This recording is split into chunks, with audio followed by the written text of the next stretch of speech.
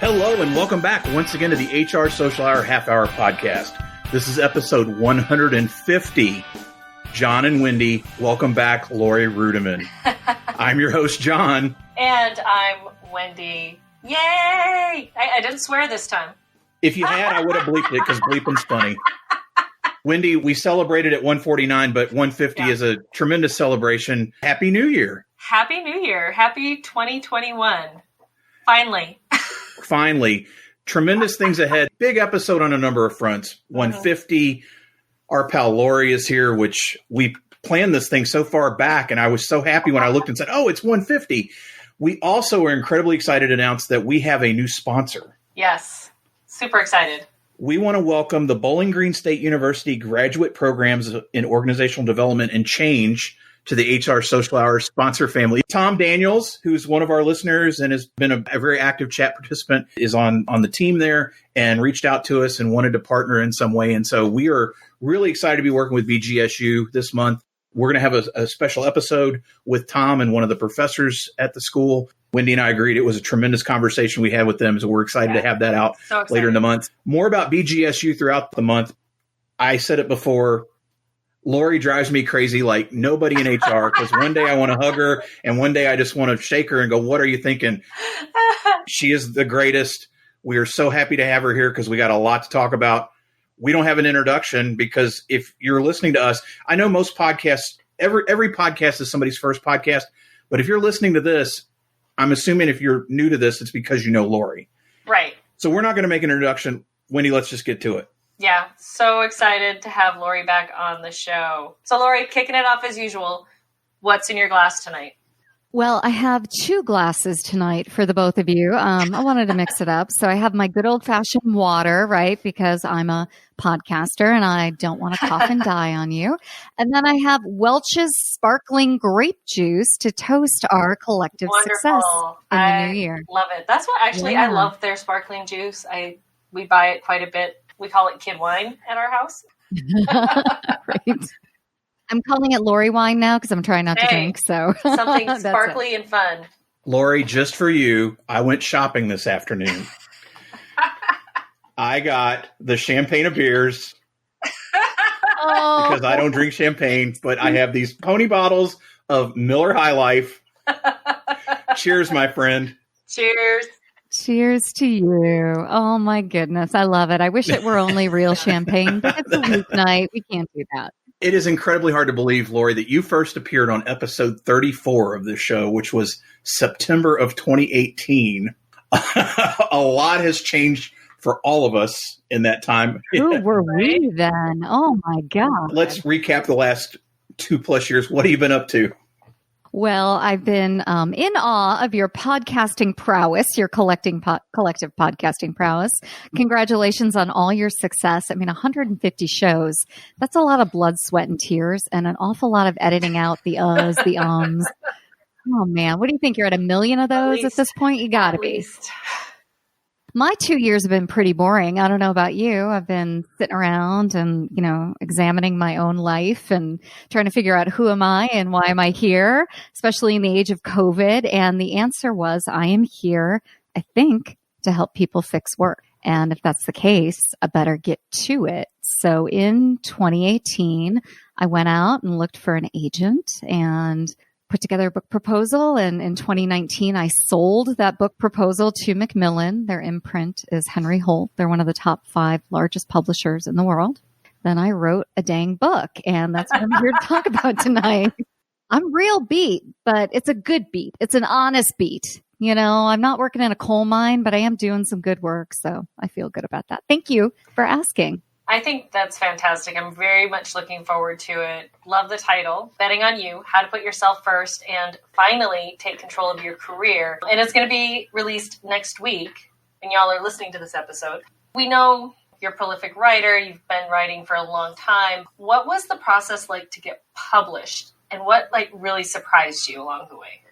Well, my 46th birthday is January 8th, and it only took me 46 years to figure out how to get a book out. It's not easy at all. It was kind of crazy. I knew I wanted to write what I would call a big girl book. Like that was always something I wanted to do, but wasn't really sure how to live my own values and put myself first. So I have a mentor by the name of Nick Morgan, who is a speaker coach and a professor. I asked him, how do people write books? He said, well, they write book proposals and they get an agent. And I just asked, can you help me do that? And he said, sure, for money. I can absolutely help you do that. I mean, he's a mentor and only so far, you know. But anyway, he did. He was a great coach. We put together a book proposal. He introduced me to 10 agents. But I think out of all of this, what I've learned is that in order to do anything great in life, it does take a little bit of money, and it's important to invest in yourself. And so I had to put my money where my mouth was, literally, and invest in Nick. And then along the way, I've invested in editors. I'm now investing in PR firms. So it's not an easy thing, but I think it's worth it. So you've learned a lot. Talk about like, what's the pitch for the book when you're talking to somebody new? I'm sure most of our listeners maybe have heard you talk about it on your show or wherever it may be, but if they're not familiar, what's the pitch? What do you hope people will learn from reading it? That's a really good question, because if I had a slick pitch, I would be Tony Robbins. Well, I would be maybe Mel Robbins. I think that's probably more accurate. But I would be in the Robbins sphere. I think part of the problem with career books, self-help books, is that everybody wants to sell you something in like a 2x2 quadrant, or have 5 easy answers, or have bullet points. And when Macmillan contracted me to write this book, my editor at Henry Holt said, no bullet points, none. We want no bullet points in this book. No charts, no quadrants, no boxes, no nothing. This book is telling stories about how people should bet on themselves, prioritize themselves, and fix work by fixing themselves. So I went about trying to think, what kind of book would I want to read if I were someone at a crossroads in my career? And it turns out I was at a crossroads in my career. And I opened the book with that by telling a story of me working at the largest global pharmaceutical company, Pfizer, which does great work. All they know how to do is work. I talked about my breakdown there and how one night at the airport, I decided this is over. I really need to fix this. But I didn't quit my job right away. I started a journey of working on myself, of working on my well-being. And it's not something I would normally talk about. This stuff doesn't come up in conversation, except so many people around the world are at that burnout point, are at that breaking point, and they want to walk away. And my advice to you is that you can walk away, but until you fix what's broken in you, this is going to be a cycle that happens over and over and over again. So from there, I propose really 4 themes around fixing work by fixing yourself. And that's around self-leadership, risk-taking, learning, and well-being. And I'm like nervous every time I say those because I'm always afraid I'm going to miss one.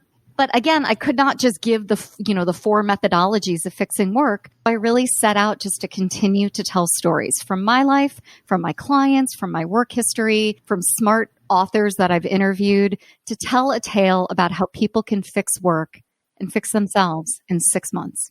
So that's the book. We are excited. We are very excited about the book, but to no one's surprise that listens to this show, we have an author on. We're giving away a book. Yes, we are. What we're going to do, I'll have it at the end, but I always like to put it in the middle, knowing that not everybody listens to the end.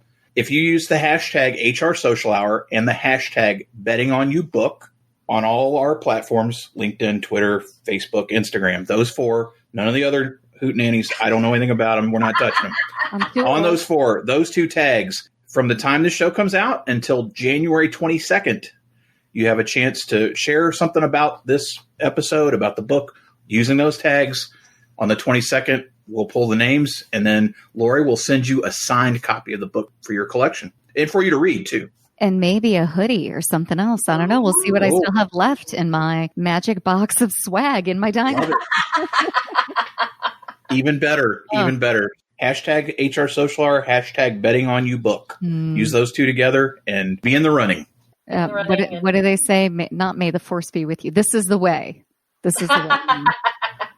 So we're going to shift a little bit from the book. It's our show. We can talk about whatever we want, right? Wendy, if I never talk about this book again, I'll be okay with it. I'm already sick of it, which is how I know I'm an author and how I know I'm ready to write my next one. So talk about anything else, please. After 2020, we really should not get in the job.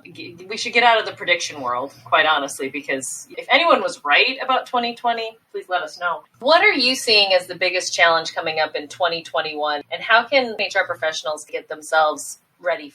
We pay lip service to remote work and hybrid work, but CEOs really want people back in the office.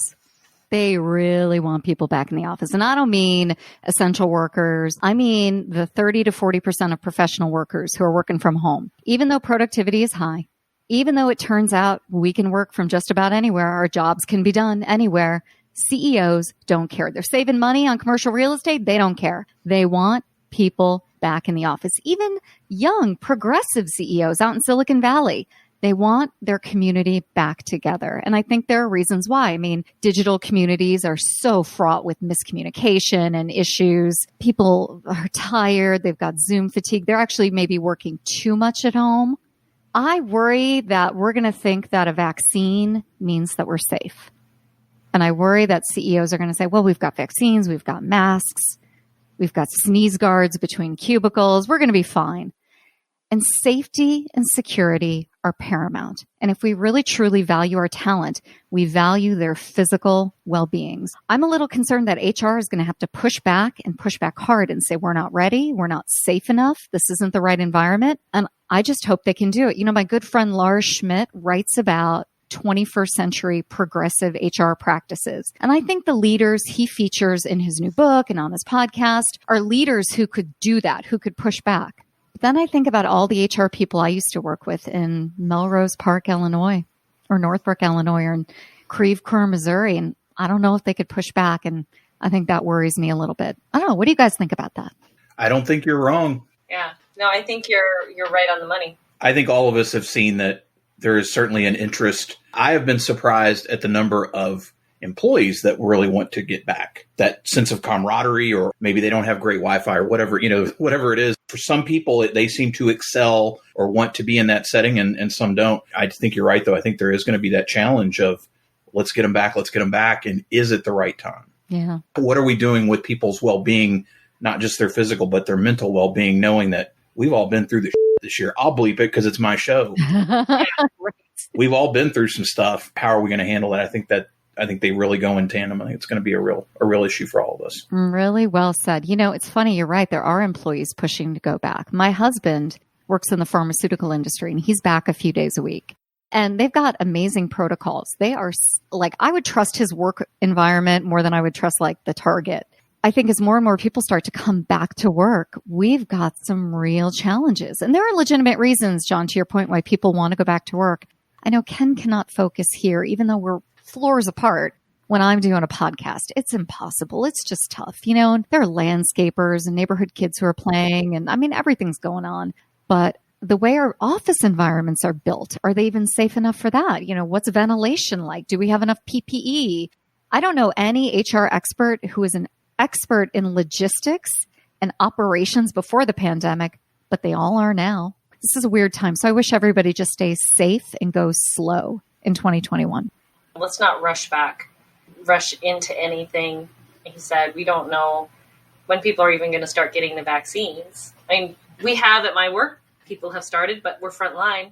Yeah. And they should be getting them. I don't need it. And no. I can wait. I did a little quiz to figure out where I was in line for the vaccine, and I'm like second to last. So I'm like, which is fine. Yeah. And, you know, I worked at Pfizer. My life really kind of blossomed when it was there in a lot of ways. And people ask me, what do you think about this Pfizer vaccine? And I think Pfizer can do anything. And that's one of the lessons that I learned when I was there. If they want to cure COVID in 6 months, they can do it. If they want to attract talent, even when their brand has been denigrated in the past, they can do it. And why? Because they invested money in it and they put it first.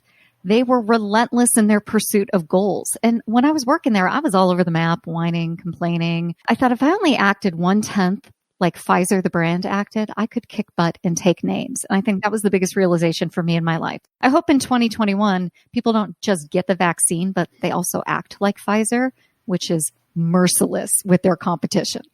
Let's talk podcasting. You were kind enough to have us on Punk Rock HR last year. And since 2018, you've gone through a rebrand there. And what did you learn after relaunching the show? And do you have any big plans for this year that you'd like to share?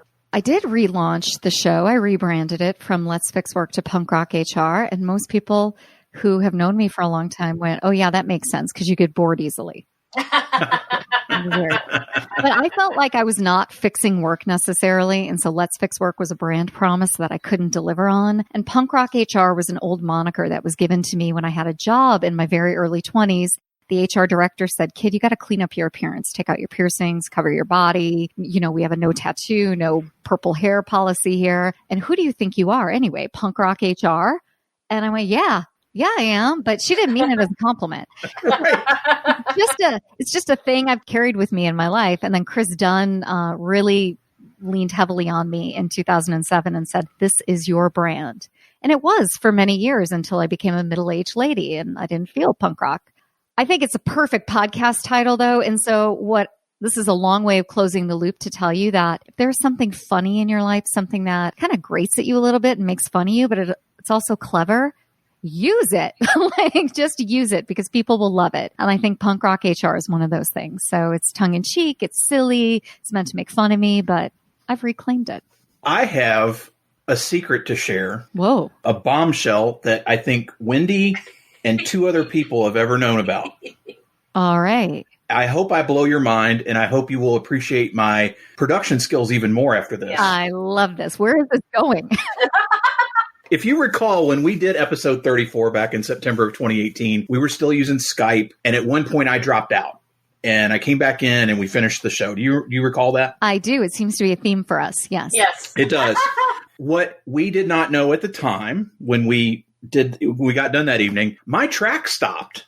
If you listen to that show, I have you and Wendy in my ear, and I wrote a transcript, listened to it twice, and then dubbed my part in. Oh, bang! It is the podcast crowning achievement of my career. Nobody knew until now. Now everybody knows. And go back and listen to episode 34. You'll never notice because I got that damn good at this. You are blowing my mind. That is terrific. And also, what a commitment. You know, I would have just re-recorded it. All you had to do was ask. I wanted the challenge. I figured I was in, 30-something episodes at that point. I'm like, I can do this. And I told Wendy, I'm like, yeah, by the way, I lost, 10 minutes of audio or whatever it was. So, yeah, if anybody goes back and listens to that show, that is me, for at least half of it, listening, and I just recorded it, dubbed in my part. Yeah. You know, you asked what's in store for my podcast in 2021. Hopefully not that. I never want to do anything like that. I just want to record people, have a quick chat, and move on with my day. I don't want 15 hours of post-production. Jon, that's really a testament to how creative you are and how hardworking you are. And you've got a good partner in Wendy. That's why I love this podcast. Thank you. I have to say it was really funny at the time. I was highly embarrassed and I thought, I can do this. It's not that hard. I was very fortunate that I had some time to work on it. So yes, I have kept that a secret. I think 3 people knew about it.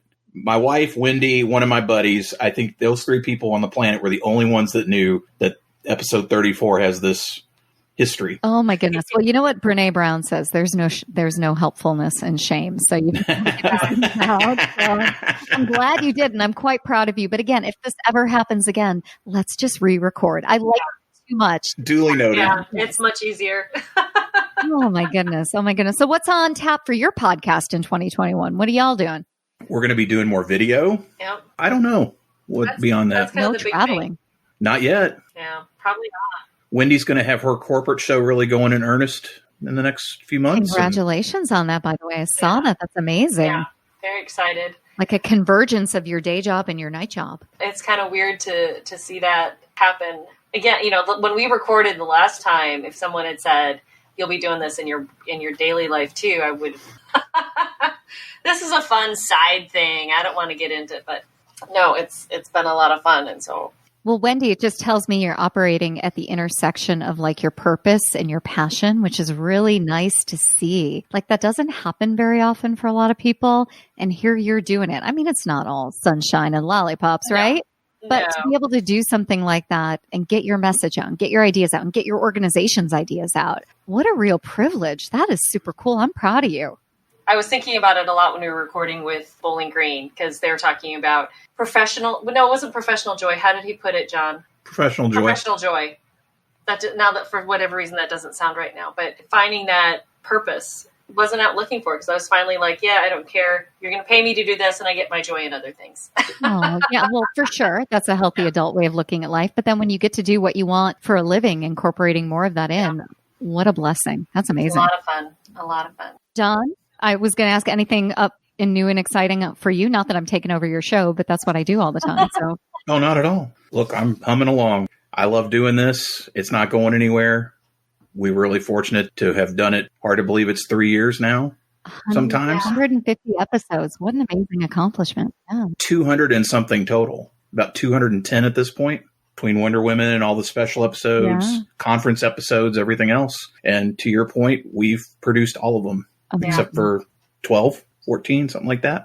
You're certainly troopers. You know, I love anything that you're going to do in 2021. So my request for you is more swag. Like you need a line. Yeah. You need a line. I would even take a poster, like whatever. Ooh, poster. I want more swag because I want more opportunities to support the show, which I think is really important. I know you gave away your swag last time, if I'm not mistaken, or maybe you charged, but I think you can have a whole branded line. I would support that. You're obviously going to be promoting the book in 2021, but do you have any other travel? Actually, are you traveling to promote your book or are you just, is it all virtual? Are you got any speaking engagement or events that you're excited about?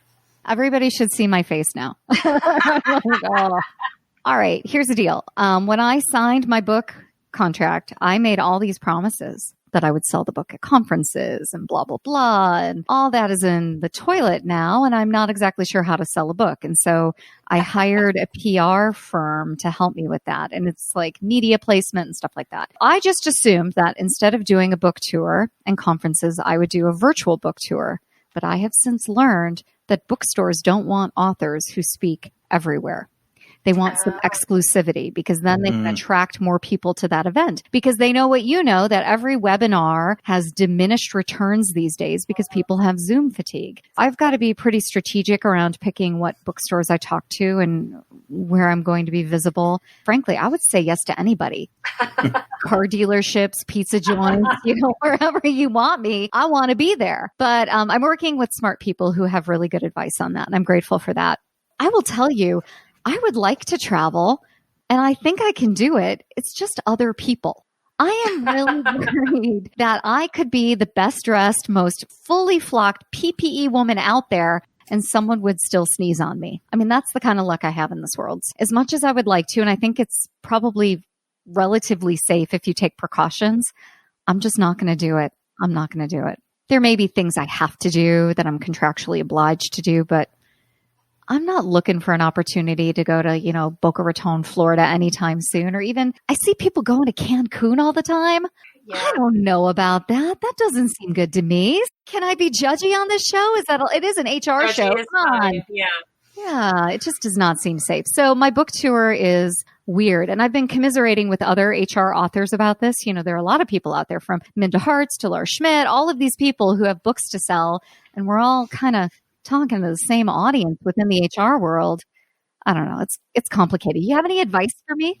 Oh, no, not a ton. Not a clue. Not a clue. I would not a clue. Well, I'm going to stand at the airport. Yeah.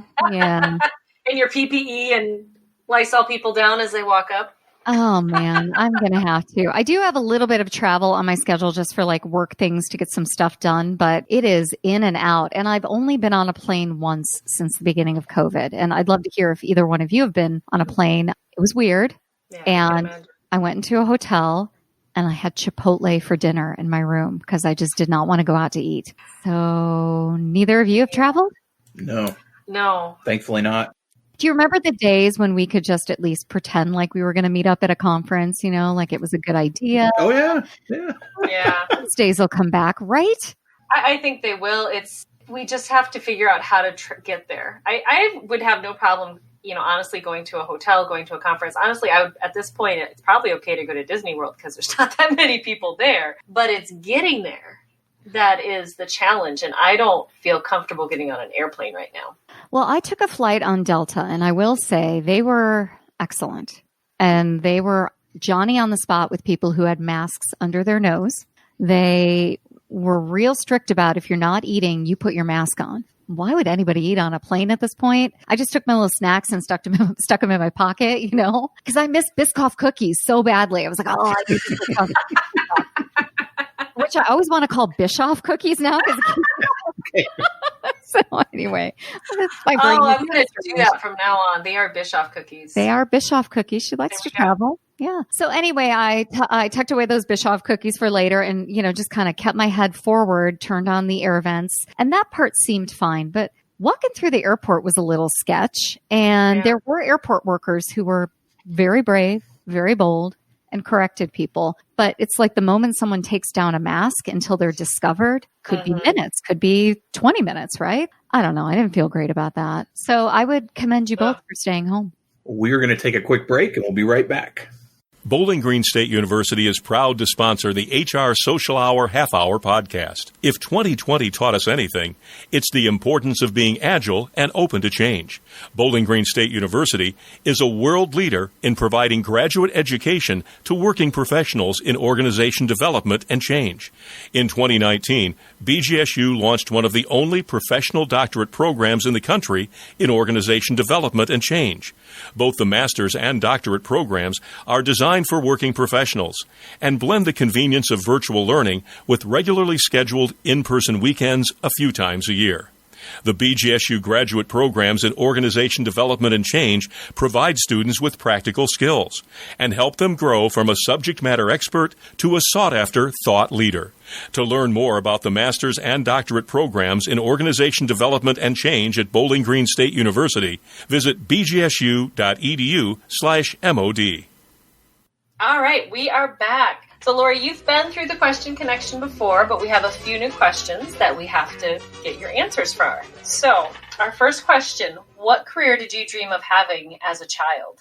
Well, I never liked working as a child, and I don't like it as an adult very much. That sucks. I always thought it'd be cool to be a weatherman, even though I'm a woman. My grandma called them weather girls, and I wanted to be a weather girl. Yeah. I think that was a fairly common term in the 70s. I can remember them being called weather girls. Absolutely. Yeah. Not saying it was right, but that's what they were. Yeah. And you know what? I went to a SHRM event at the Newseum when that was open in Washington, D.C. And they had a big exhibit and an opportunity for you to do the weather. And it was like a dream come true. I have a DVD somewhere in this house of me in 2008 or 2009 doing the weather at the Newseum. I mean, it was kind of fun. Oh, SHRM. Yeah. Who's one person you've gained in your network in the last year that you think more people should know?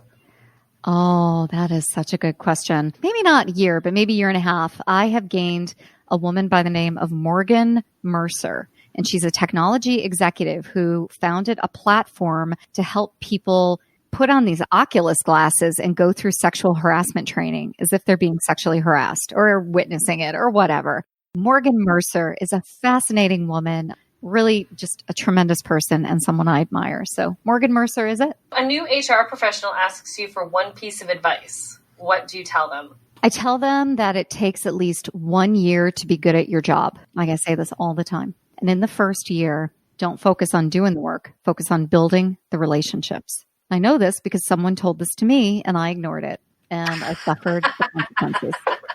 It's true. I think that's good advice for all of us whenever you start a new job or a new role. It's going to take a while to get good. Yeah. Don't try to come in and do stuff. You don't know what you're doing. Nobody knows what they're doing for at least 6 months. A year is a good estimate. But if you can ask questions and be kind and be friendly and be helpful, then you have a chance at doing good work in year 2. So I don't know. That's what I think. And finally, it is Laurie Ruettimann Day all around the world. What are we doing to celebrate? We are drinking champagne and we are eating ice cream. Come on now. Those are the two, maybe playing with some animals. The food and the champagne, definitely. Ice cream all the way. I love it. Kitties. Yes. Dogs as well. I had my first foster puppy in 2020 and that went out pretty well. So I was happy with that. That was a great story. I loved watching your Maggie. Yeah, she was a sweetheart. I'm surprised that hasn't come up before. What I have seen in the last year is so much more activity when it comes to animals in your presence, which is great. It was fun. Like Wendy said, following the adventures of the new dog and what have you. It's been a really big thing in your life. It's funny that we're talking about this because I have been doing animal rescue since 2004, but I haven't been home a lot over the past couple of years. So I haven't been able to foster. So I've been mostly donating like my time and writing a check. And then with COVID, I had nothing but time. My business, like most people's businesses, collapsed on itself. I wasn't speaking. I wasn't doing anything. And a litter of kittens over the summer fell into my lap, almost literally. And it was like, all right, I now have 4 kittens and I need to find them a home. And I found 3 of them homes and one of them just didn't catch on anywhere. So I'm like, all right, you can stay. And then a dog ran past us in traffic and was darting in and out of traffic. And we pulled over. My husband opened the car door and she jumped right in. So we had a foster dog and worked with an agency in Virginia to help get her adopted. Yeah. I mean, it's been a year of animals. I don't want to say I want to go back to writing checks, but it's easier to write a check than to get your hands dirty. That's for sure. So it gave me a newfound appreciation or a renewed appreciation for the work that I've been supporting. So yeah. I think champagne, ice cream, and playing with our pets sounds like a wonderful day. Laurie, I cannot thank you enough for doing this, for everything you do for us, for the community at large. I'm a fan and you drive me nuts and I need that in my life. Yeah, I think I've told you, if I haven't told you this, I'm going to tell you because I can tell it now. John Cates, who's one of our first guests on the show, told me a long time ago, he said, find people that challenge you. Don't just listen to those that are like you. Now, why it took me that long to figure that out or really pay attention, I don't know. But you have challenged me from the minute I started following you, and I cannot thank you enough for that. Well, I appreciate you both. I think this podcast does a real service for our community and is a testament to the creativity and innovation in the HR space. So I'm real grateful that you both do what you do. You show a lot of people the way. You inspire our community, and you inspire me. So thank you. For those, if they've gotten this far and they're not following you, tell us everything. Book, podcast, everything we should know. How do they find you out there? The easiest way, like the simplest way, is to go to punkrockhr.com and it's all there. It's all there. You can't miss anything. Book, podcast, audiobook. I did my own narration, like all of it. All of it is there. And photos of animals. We will have that in the show notes. And Wendy, how about you? Best way for listeners to find you out there? Best way is on my blog, mydailyjourney.com, daily D as in dog, AILEY. And of course, the second and fourth Sunday of each month, you will find me on Twitter, 7 p.m. Eastern Time, as part of our twice monthly Twitter chat.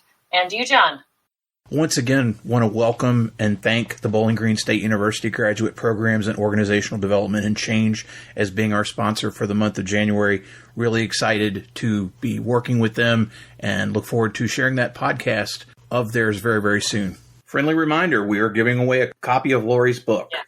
So if you use the hashtags HR Social Hour and Betting on You Book in the same post, Facebook, LinkedIn, Twitter, Instagram, again, none of these other hootenannies that are out there, I don't know anything about them.